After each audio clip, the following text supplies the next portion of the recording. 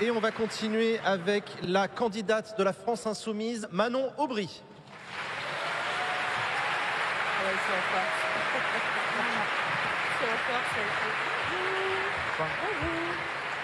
Bonsoir Manon Aubry. Bon, grosse cote visiblement, on va pas faire l'exercice de l'applaudimètre, mais plutôt bien accueilli.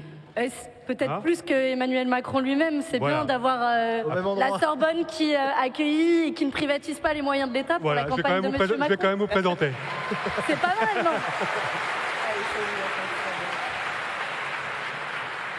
Bon, c'est toujours mieux d'être applaudi à la fin, mais je pense que ce sera le cas aussi. Donc bonsoir Manon Aubry, vous avez 34 ans, on vous a découverte sur la scène politique en fait, lors des européennes il y a 5 ans, en 2019, vous étiez déjà tête de liste, après plusieurs années passées au sein de l'ONG Oxfam. Durant la mandature qui s'achève, vous avez été une des plus actives parmi les eurodéputés français. Vous avez largement fait vivre le débat sur la scène nationale en parlant d'Europe. Depuis le début de la campagne, vous en appelez aux orphelins de la NUP. Je pense que ça m'étonne d'ailleurs que vous n'ayez pas apporté le petit programme. Il est là quand même, voilà. Rassurez-moi. En affirmant être la seule fidèle à ce programme commun de la gauche. Mais pour l'instant, la campagne va durer encore un mois, je le répéterai à chaque fois. La sauce ne prend pas particulièrement. En tout cas, on est plutôt dans l'étiage de ce qui se passait il y a 5 ans. Donc, ce n'est pas une élection qui est traditionnellement favorable aux Insoumis. Le contexte est peut-être complexe, mais on est autour de 6-7%. Il reste un mois de campagne. 9% dans le Harris, mais c'est pas grave. J'adore les Insoumis parce qu'en fait... C'est à la fin de la foire qu'on compte les bouses, pas de problème. J'adore les Insoumis. Il y a toujours un sondage qui leur plaît. Les sondages, c'est nul, mais il y en a toujours un qui leur plaît. Bon, en tout cas, 6-7 pour la majorité des sondages ou ceux qu'on a pris pour commenter ceux des autres. Alors, vous cherchez, globalement, la stratégie, c'est de mobiliser ceux qui votent le moins, et en particulier les jeunes, dont je disais que l'abstention est quand même assez importante dans cette élection, en mettant notamment au cœur les questions internationales et les questions sociales. Donc on va commencer par une question de Jean, qui, comme je le rappelle, a vocation à se faire l'écho de ce qu'on a pu entendre, notamment à l'AG de Tolbiac cet après-midi. Oui, cet après-midi, les équipes de Backseat étaient en direct de l'AG de Tolbiac. En ce moment, des étudiants se mobilisent partout en France pour soutenir la Palestine, pour soutenir le sort des Gazaouis.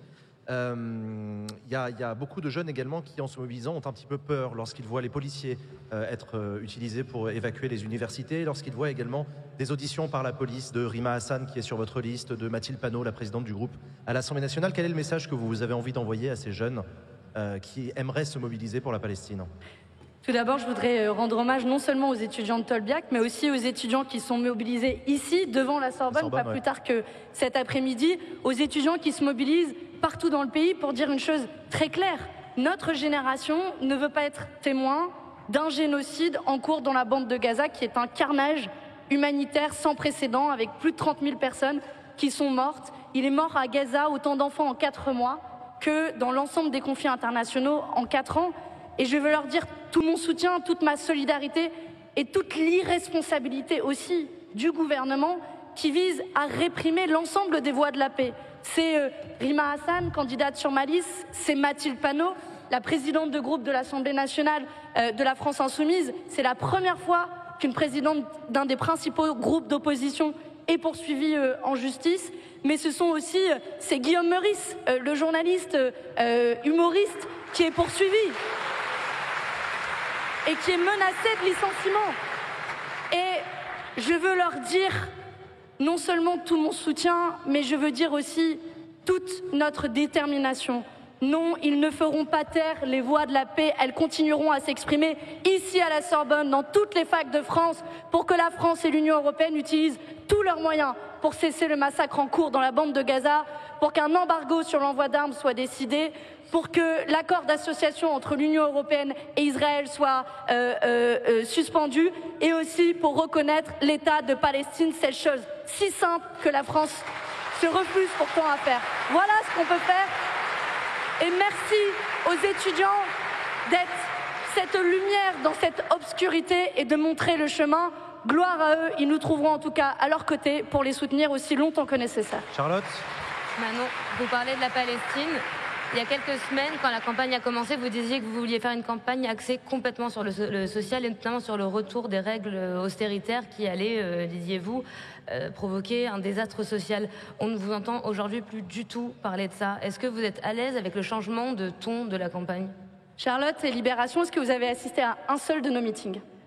On a assisté à vos meetings, oui. Non, vous avez assisté à le meeting de lancement. Je suis la tête de liste, vous avez assisté à mon meeting de lancement où j'ai parlé beaucoup d'austérité. Mais j'ai dit très clairement que le 9 juin devait être un référendum contre les règles d'austérité qui vont imposer une casse des services publics, qui vont imposer une casse de l'université, près de 900 millions d'euros d'économies sur l'université, sur les jeunes. Et derrière, on a la ministre de l'Enseignement supérieur qui préfère réprimer la jeunesse plutôt que leur garantir une allocation d'autonomie pour les jeunes. Voilà moi ce que je propose. Mais vous avez bien conscience que si on ne peut pas venir à tous les meetings, c'est parce qu'en fait, 4 jours avant, il y a Mélenchon qui fait des trucs tous les jours et qu'on doit le suivre aussi. C'est pas vrai. Et qu'on ne peut pas se démultiplier. À un moment, on ne peut pas tout suivre. Donc en fait, Charlotte, nous on suit ce que vous créez en fait. Bien sûr. Et j'ai fait une dizaine de meetings, un peu moins, depuis le début de cette campagne. J'étais en meeting pas plus tard que mardi soir à Grenoble, où il y avait plus de 1000 personnes qui étaient présentes. On a dû remplir 3 salles, ce qui est honnêtement du jamais vu, nous, dans notre histoire pour les élections européennes, qui, vous l'avez dit, une élection plus difficile sur laquelle mobiliser. Mais si vous aviez été là ce mardi à Grenoble, vous m'auriez entendu faire une proposition, par exemple, de limiter les écarts de salaire de 1 à 20 au sein des grandes entreprises multinationales, parce qu'il n'est pas normal que le PDG de Stellantis, par exemple, gagne 1700 fois le SMIC. Personne n'a 1700 fois plus de mérite que ses salariés. Voilà des propositions qu'on porte dans la campagne. Après, pour autant, la situation à Gaza, c'est pas moi qui l'ai choisie. C'est pas nous qui l'avons choisie. Et oui, bien sûr, nous continuerons de défendre les positions que j'évoquais, un embargo sur l'envoi d'armes, la suspension de l'accord d'association. Et c'est parce qu'il y avait des députés insoumis au Parlement européen ces dernières semaines et ces derniers mois que nous avons adopté mon amendement qui appelle à un cessez-le-feu dans la bande de Gaza. Voilà à quoi servent des députés insoumis au Parlement européen. Et si le Parlement européen a pris position, c'est grâce à ma famille politique. Mais on ne parlera pas que ça dans cette campagne. Et je vous invite à venir à nos prochains meetings. Le prochain est le 13 mai à Amiens avec François Ruffin. On vous suit, vous inquiétez pas. Et vous aurez l'occasion de voir qu'on parlera de Calimero, mais je pense qu'on vous suit plus que la moyenne de beaucoup de médias. Mais après, on peut faire le registre, on connaît. Donc juste une question sociale, on va rester là-dessus quand même si on aborde beaucoup d'autres sujets. Mais il y a quelque chose qui m'interpelle parce que c'est une de vos singularités, la famille insoumise à gauche, c'est le degré de désobéissance revendiqué en disant il ne faut pas avoir de complexe, les traités sont iniques, il faut être capable de dire on ne va pas simplement contourner, négocier, créer du rapport de force, on va désobéir. C'était des débats qui ont évidemment sont contenus dans la fin de ce petit fascicule qui étaient des débats à gauche assez intéressants au moment du programme commun de la NUP. Donc est-ce que c'est toujours c'est-à-dire stratégiquement, on comprend sur le fond l'idée qu'il y a l'envie d'un Big Bang ou de dire on arrête. Est-ce que stratégiquement cette idée qui va au-delà du rapport de force, qui est dans une logique de désobéissance, on a le sentiment que ça peut détourner aussi certains électeurs parce qu'il y a un côté un peu aventure. On ne sait pas exactement où on va. Vous êtes, même si votre voix permet d'avoir des décisions majeures au Parlement européen, vous êtes quand même très minoritaire à l'échelle de l'Europe. Hein. C'est vrai pour beaucoup de familles politiques, mais c'est vrai pour la vôtre aussi. Chaque petit pas que vous obtenez, ça passe par des combats qui sont souvent très complexes. Donc voilà, est-ce que vos 5 ans de mandat vous ont démontré qu'il y avait moyen quand même de faire bouger les choses de l'intérieur, et visiblement c'est ce que vous avez essayé de faire, ou est-ce qu'on est encore dans cette idée qu'il faut tout envoyer péter, pour dire les choses grossièrement?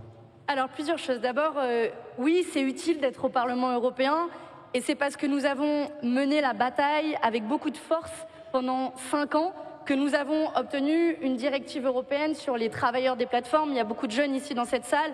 Peut-être qu'un certain nombre d'entre vous travaillent en plus pour payer vos études, ce qui est absolument pas normal. Et j'en dis un mot, j'en profite pour faire une proposition et la mettre ici sur la table. Je propose une allocation d'autonomie pour l'ensemble des jeunes de 18 à 25 ans dans notre pays, parce qu'il n'est pas normal que la moitié des étudiants aient à travailler pour financer leurs études. Et nous proposons une allocation d'autonomie au niveau du seuil de pauvreté dans notre pays, qui est un peu plus de 1 200 € et qui permettra à chaque étudiant de vivre dignement. Voilà une proposition sociale que nous allons porter. Je reviens à votre question. Nous avons pu gagner des choses. Nous avons pu gagner, par exemple, cette directive européenne sur les travailleurs des plateformes qui va changer la vie de 4 millions de travailleurs dans notre pays. À votre initiative et avec la gauche dans son ensemble. Exactement, mais on a initié, et c'est ça la force au Parlement européen, c'est qu'il n'y a pas un groupe qui décide tout seul, même pas 2, il en faut 3. Il n'y a pas de 49-3 au Parlement européen. Et grâce à notre bataille, ce sont 4 millions de travailleurs qui vont avoir une protection sociale, qui vont avoir une cotisation à la retraite, une protection quand ils vont avoir un accident du travail. Voilà des victoires concrètes que l'on peut avoir. Et je termine sur la désobéissance, que je ne l'évacue pas du tout. Et je vais vous raconter comment les négociations de la NUPES se sont passées, parce qu'en l'occurrence, j'y ai participé. Pas toutes les négociations, hein. Non, rassurez-vous, sinon il va falloir quelques nuits. Je vais faire court, je vous promets. Comment on est arrivé à un accord sur ce programme. Parce que c'était précisément, vous avez raison, dans notre histoire, à gauche, l'un des sujets les plus problématiques, issus notamment de la division à gauche sur le référendum sur le TCE en 2005. J'ai posé la question, y compris aux socialistes et aux écologistes. Et je leur ai dit, comment on fait? Demain, on a dans notre programme le fait d'avoir des cantines bio et locales.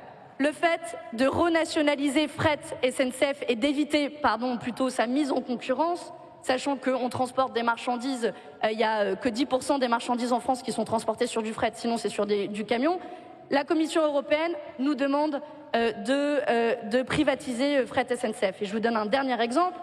On a des nouvelles règles budgétaires que j'évoquais qui vont imposer l'austérité à perpétuité, des coupes budgétaires comme jamais, parce qu'il faut revenir sous les 3% de déficit. C'est 20 milliards d'euros chaque année que le gouvernement veut faire comme économie et qui se traduit par une politique de raquette sociale. Ils vont faire la poche des Français, c'est la réforme de l'assurance chômage, c'est des économies dans l'université. Sur tout ça, j'ai posé la question à mes collègues et camarades de gauche. Je leur ai dit, qu'est-ce qu'on fait? Soit on suit les règles européennes, c'est-à-dire les règles de concurrence, et alors il faut privatiser Fret SNCF, on suit les règles budgétaires et alors il faut appliquer l'austérité, soit on renonce à notre programme, soit on trouve une autre voie. Et je me souviens, et c'est des représentants du Parti Socialiste eux-mêmes, et quand je leur pose la question, ils me disent « Bah non, on va essayer de trouver des alliés, on va essayer de faire changer les règles. » Très bien, moi je suis pour, c'est ce qu'on va essayer de faire. Mais vous avez 5 ans quand vous êtes au gouvernement, et pour changer des règles européennes, ça met 5, 10, 15 ans dans le meilleur des cas. Donc comment vous allez faire? Et je me souviens, à la fin, le représentant du Parti Socialiste m'a dit « Eh bien, on fera quand même. » Alors vous appelez ça désobéissance, dérogation, tout ce que vous voulez. Moi, je ne renoncerai pas à nos ambitions en matière écologique et sociale. Et oui, on se donnera les outils du rapport de force. Et vous savez, le premier à désobéir, c'est Emmanuel Macron lui-même. Sur les normes environnementales en matière de pollution de l'air, en matière d'énergie renouvelable. Même sur le déficit. Hein. Et pour le pire, il désobéit pour le pire. La différence entre lui et nous, c'est que les règles environnementales, on les respectera. Mais oui, j'assume de dire que les accords de libre-échange, les règles d'austérité et les règles de concurrence libre et non faussée, on ne les respectera pas parce qu'on n'aime pas l'Union européenne, mais pour le meilleur. Et devinez quoi? Ça nous donnera les moyens de tout changer en Europe. C'est exactement ce qu'ont fait l'Espagne et le Portugal sur le marché de l'électricité, par exemple. On a d'autres questions à vous poser, Nora? Manon Aubry, petite proposition, je vous propose de faire un petit retour arrière. Souvenez-vous, en 2019, vous êtes prétendante justement sur la liste pour devenir députée européenne et vous écrivez sur Twitter: l'OTAN a 70 ans et a fait son temps. Cette alliance militaire au service des États-Unis est devenue dangereuse pour la paix et l'indépendance de la France. Sortons-en, point d'exclamation. 5 ans plus tard, volte-face. Manon Aubry, est-ce que vous diriez aujourd'hui que vous êtes une fervente soutien de l'OTAN? Est-ce que vous félicitez Emmanuel Macron de porter cette idée d'un pilier européen au sein de l'OTAN au vu de l'agression russe en Ukraine? Moi, je suis une fervente défenseur de la souveraineté et de l'indépendance de l'Union européenne. Donc je n'ai pas Comme Emmanuel Macron, du coup, vous êtes d'accord? Oui, sauf que lui, d'un point de vue commercial, il signe à tour de bras des accords de libre-échange. Moi, je préside le seul groupe au Parlement européen qui n'a jamais donné aucune voix aux accords de libre-échange. Donc en matière industrielle, pardon, mais c'est un menteur. Et en matière de défense, ce que je dis, c'est qu'il faut nous donner les moyens de notre indépendance. Et nous donner les moyens de notre indépendance, c'est pas s'asservir dans l'OTAN, dont on sait très bien que l'objectif, c'est de donner des débouchés militaires à la production d'armes américaines. Qui plus est, quand au mois de novembre prochain, on a le risque d'avoir des filières européennes. Oui. Ça veut dire créer nos filières d'armes. Oui, par exemple. Par exemple. Par exemple, voilà à quoi peut servir l'Union européenne d'avoir des coopérations industrielles. Là aussi, vous êtes d'accord avec Emmanuel Macron? Production d'armes. Non, parce que qu'est-ce qu'il a fait, Emmanuel Macron? Il propose des filières aussi pour que cette défense européenne et cette industrie de défense aille aux pays et aux États européens et ne finance pas l'industrie de défense américaine. Emmanuel Macron, il est au pouvoir, à ma connaissance, depuis 7 ans. Et depuis qu'il est 7 ans au pouvoir, il y a des entreprises d'armement qui ont fermé en France. Donc il a organisé notre propre vulnérabilité. Et donc oui, il faut se donner les moyens de notre souveraineté, de notre indépendance. Mais pour cela, il ne faut pas la brader et il faut construire autre chose en dehors de l'OTAN. Évidemment, ça prendra du temps, on ne fait pas du jour au lendemain. Donc une défense européenne, une communauté européenne de défense, vous savez qu'on en parle depuis 1958, c'est que ça n'est jamais arrivé. Et à l'heure actuelle, elle est arrimée à l'OTAN. C'est pour ça que moi, je suis très pragmatique et je ne sais pas si c'est très populaire à gauche de dire qu'on est pragmatique, mais moi j'assume, c'est mon côté. Je viens du milieu associatif, ma boussole c'est qu'est-ce qu'on peut gagner pour les gens et aujourd'hui ça reste encore ma boussole. Et donc je suis très pragmatique et je dis commençons par des coopérations en matière industrielle. Et si ça marche, voyons l'étape d'après. Est-ce que l'étape d'après, c'est aussi de rétablir par exemple une forme de conscription? Il y a beaucoup de pays en Europe qui l'ont remise en place, la Lituanie, le Danemark, la Suède, la Norvège, la Finlande, la Lettonie, l'Autriche, la Grèce, l'Estonie. Service militaire obligatoire, quand on voit aujourd'hui la nécessité peut-être d'assurer cette souveraineté? Pour les hommes et les femmes, bien sûr. Évidemment. Non, c'est une folie. Et d'ailleurs, puisqu'on parlait d'austérité tout à l'heure, rendez-vous bien compte que le gouvernement ne se pose jamais la question de là où ils peuvent récupérer l'argent plutôt que sur le dos des pauvres gens. Et là où ils peuvent récupérer l'argent, c'est les 2 milliards d'euros du service national universel. Et je ne suis pas sûre que former nos jeunes à la guerre soit la meilleure perspective qu'on puisse proposer à nos jeunes. Moi, si on doit faire un service universel, c'est peut-être un service universel sur les questions écologiques, par exemple, pour faire face aux défis de demain. Un service civique. Une forme de service civique qui était ce qu'on proposait à l'élection présidentielle, mais qui n'est pas la question posée par l'élection européenne. Et on nous dit souvent, vous, les insoumis, vous ne répondez pas à l'élection européenne. Ben là, vous allez pouvoir répondre à une question directement européenne et une question qui est posée par Anne-Sophie Le Chevalier. Alors, vous parliez tout à l'heure, Manon Aubry, de l'écart de 1 à 20 pour les rémunérations.